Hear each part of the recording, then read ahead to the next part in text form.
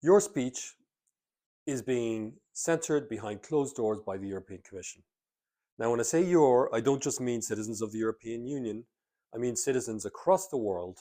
Anyone who's using a social media platform such as YouTube or Facebook or X is subject to censorship by the European Commission.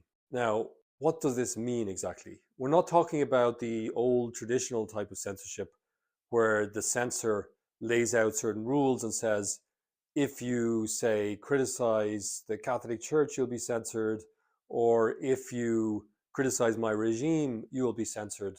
No, this is a more subtle kind of censorship that is opaque to the majority of citizens. Most citizens will probably never be aware that they're being censored using this method.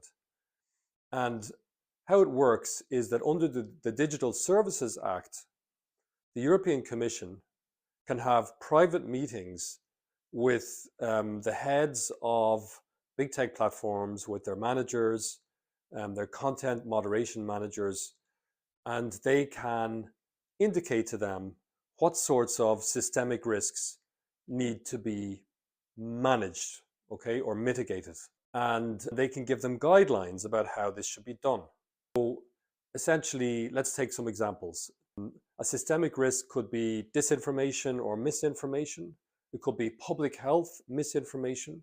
It could be hate speech or discriminatory speech. It could be a potential harm to civic discourse, or something that might undermine public trust or trust in our public institutions. Now, if you take any of these risks, they're clearly very vaguely defined. They're readily susceptible to a political interpretation or a self-serving interpretation. They're not well-defined legal categories, and it's not the Commission itself that is going to be doing the censoring directly. The European Commission will be guiding the big tech platforms as they do the dirty work for the Commission. And how will it be guiding them? They'll be convening meetings with them, often in private, to review some of these risks and to indicate some of their concerns.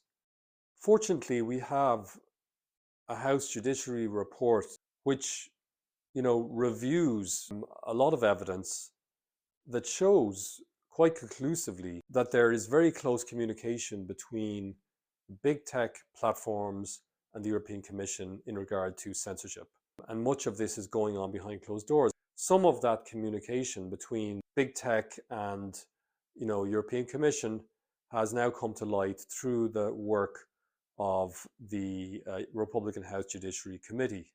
We now know from the House Judiciary report that TikTok censored or removed a substantial amount of content on its platform that supposedly constituted misinformation on issues such as climate change, migration, LGBTQ rights, and security.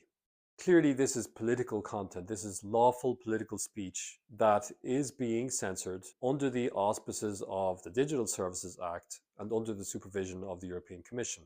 It's not done through public and transparent rules. It's done through discretionary judgments made by the Commission and by big tech officials that are completely opaque to the average citizen. But if there's one thing we can be pretty certain of, it's that those judgments will track the politics of the European Commission, the ideological proclivities of the European Commission.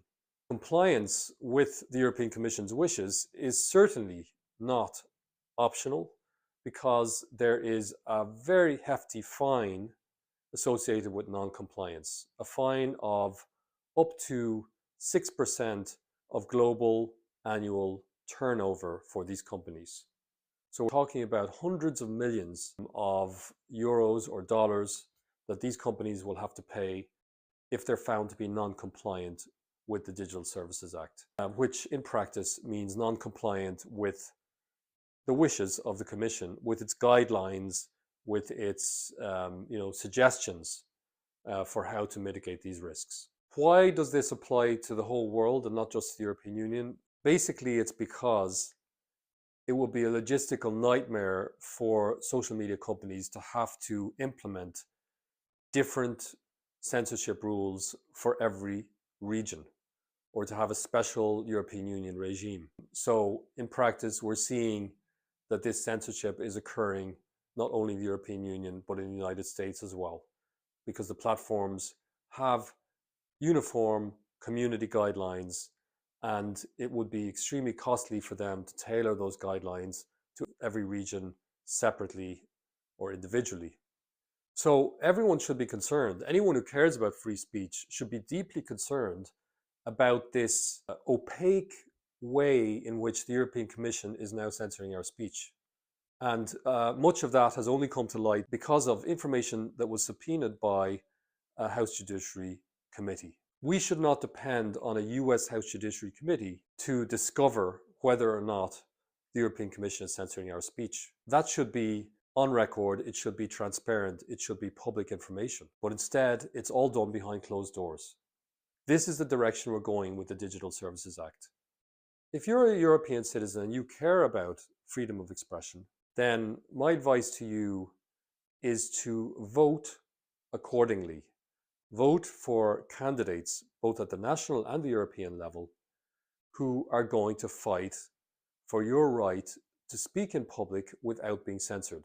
Vote for candidates who are going to expose the censorious conduct of the European Commission and the ugly underbelly of the Digital Services Act. The Digital Services Act is now in place, it's been voted, it's in operation. All we can do is draw attention to how nefarious this act is and how much discretion it gives to the European Commission to censor public speech behind closed doors.